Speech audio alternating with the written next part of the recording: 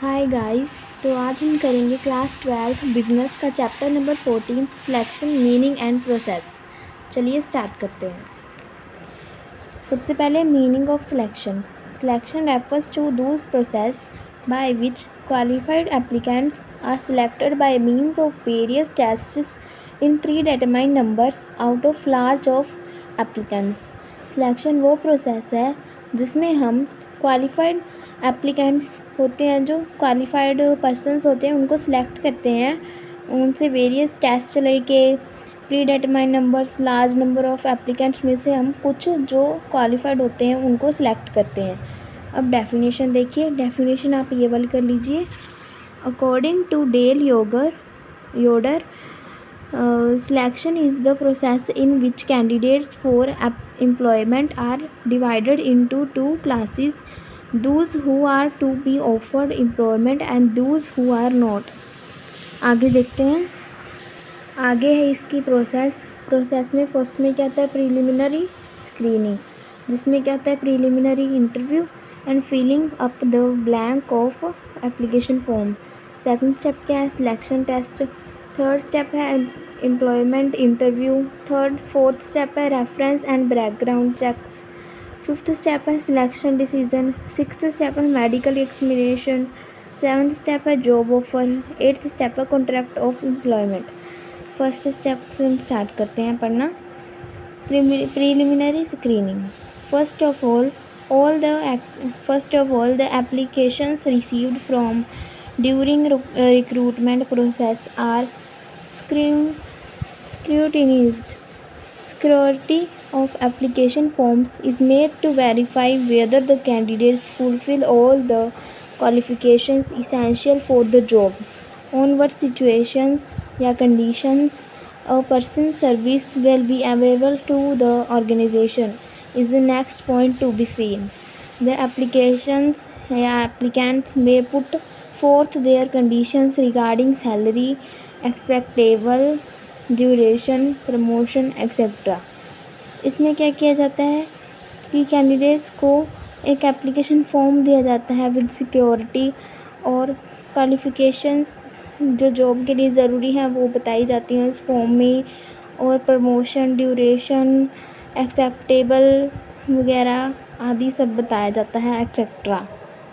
Next है उसी का पार्ट प्रीलिमिनरी इंटरव्यू। एक छोटा सा इंटरव्यू लिया जाता है जिसके द्वारा पता चलता है कि वो फिज़िकली और मेंटली इस जॉब के लिए फ़िट है या नहीं है। पढ़ते हैं preliminary interview. The object of the preliminary interview is to ensure whether the applicant is physically and mentally fit for the job. During the course of the interview, candidates are asked questions related to their education, experience, taste, age, etc. Those candidates who come out successful in the preliminary interview are asked to fill in the blank application form. उनसे ये सब कुछ पूछा जाता है, और जो आना चाहते हैं इस इंटरव्यू में, उन्हें इस इंटरव्यू में आने के लिए एक फॉर्म दिया जाता है जिसे वो फिल करते हैं, और फिर उनसे इंटरव्यू लिया जाता है। उस इंटरव्यू को क्लियर करने के बाद उनसे एक फॉर्म भरवाया जाता है जिससे के द्वारा कि वो पर्सन अब सिलेक्ट हो चुका है, और सिलेक्शन टेस्ट के बाद वो पूरी तरह सिलेक्ट हो जाता है। Filling up the blank application form. Blank application form are the printed form of the organization. For different posts there are many forms because for each post persons of different qualifications are required. While preparing these forms, two things must be taken in view. First, these should convey the maximum possible information. Secondly, questions should be directly related to the post. ये दो चीज़ें पूछी जाती हैं उनसे कि maximum possible information उनके पास क्या होगी। ये पूछते हैं कि अगर कुछ हो जाए तो उनके पास क्या इन्फॉर्मेशन है कि जिससे वो उस प्रॉब्लम को सॉल्व कर सके। और सेकंड क्वेश्चन ये पूछा जाता है डायरेक्टली जो रिलेटेड होता है उनकी पोस्ट से भी, अगर आपको पोस्ट मिली तो आप क्या करेंगे। ये दो क्वेश्चन पूछे जाते हैं उसमें फॉर्म में, ठीक है। और उस फॉर्म में क्या क्या होता है कुछ इन्फॉर्मेशन जो हमें फिल करनी होते हैं वो क्या होते हैं, qualification, personal information, minimum acceptable salary, references क्या होते हैं, जब एक दो हम एक्स्ट्रा नेम लिखते हैं अपने जो हमें ज़्यादा जानते होते हैं, फिर ऑर्गेनाइजेशन वाले क्या होते करते हैं, कंपनी वाले, कि उनसे बातचीत करते हैं भी ये कैसा है, काम करने में ये कैसा है, तो इसलिए रेफरेंसेस के नाम लिखे जाते हैं कुछ कैंडिडेट्स के। तो देखते हैं आगे अदर इन्फॉर्मेशन। अब सिलेक्शन टेस्ट में क्या होते हैं, in the selection process selection test have an important place. Selection test मतलब पहले इंटरव्यू कर लेंगे, बाद में उनको लगेगा भी ये कर सकता है तो उसका फिर बाद में सिलेक्शन करने के लिए टेस्ट लेंगे। उन टेस्ट में अगर वो क्लियर हो गया तो वो पक्का सिलेक्ट हो जाएगा, मतलब वो सिलेक्टेड ही माना जाएगा। तो ये कौन कौन से टेस्ट होते हैं इसमें, proficiency test, physiological test. Proficiency test में क्या होता है, स्पेशलाइजेशन और स्पेशल ट्रेड एफिशिएंसी टेस्ट, और दूसरा है डेक्सटेरिटी टेस्ट। फिजिकोलॉजिकल टेस्ट में क्या आता है, interest test, intelligence test, aptitude test, personal test.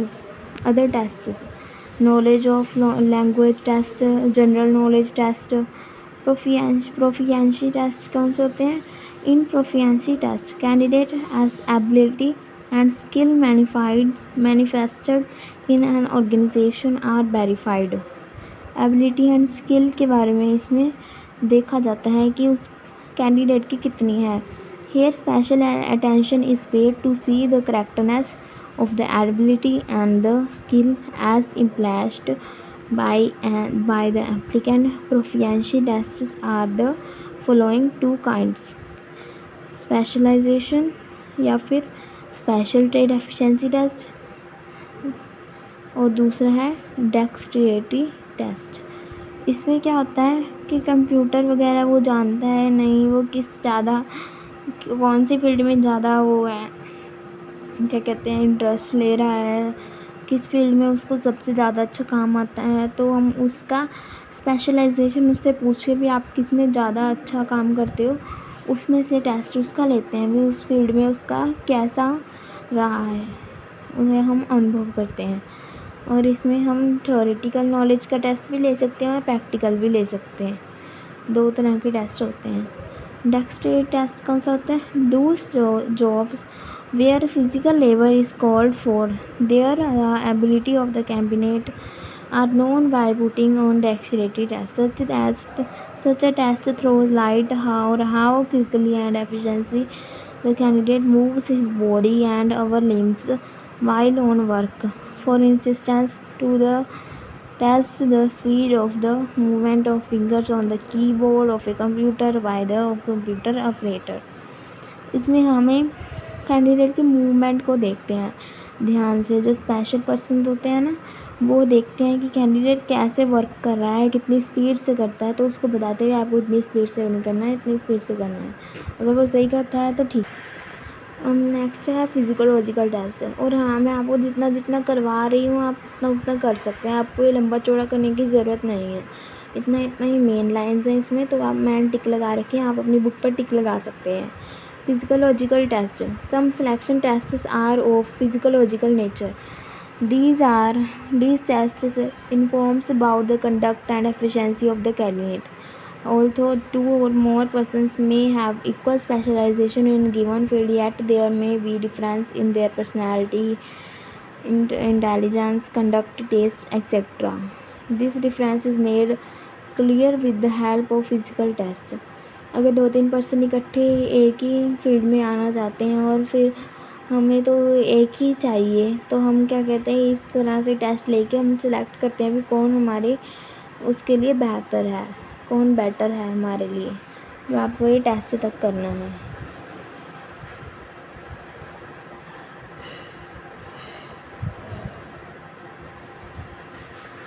आगे इसमें कौन कौन से टेस्ट आ जाते हैं, ये interest test, intelligence test, aptitude test.